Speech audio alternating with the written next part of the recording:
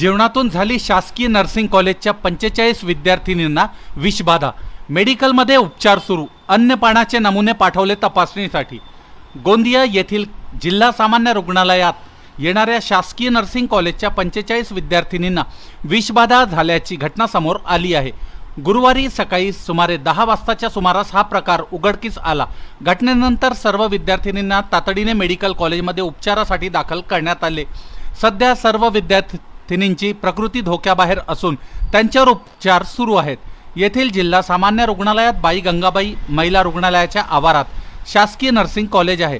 येथे एकूण 185 विद्यार्थिनी निवासी राहून नर्सिंगचे प्रशिक्षण घेत आहे। या सर्व विद्यार्थिनींना कॉलेजच्या कॅन्टीनमधून जेवण आणि नाश्ता दिला जातो। बुधवारी रात्री विद्यार्थिनींनी जेवण करून झोपी गेल्या।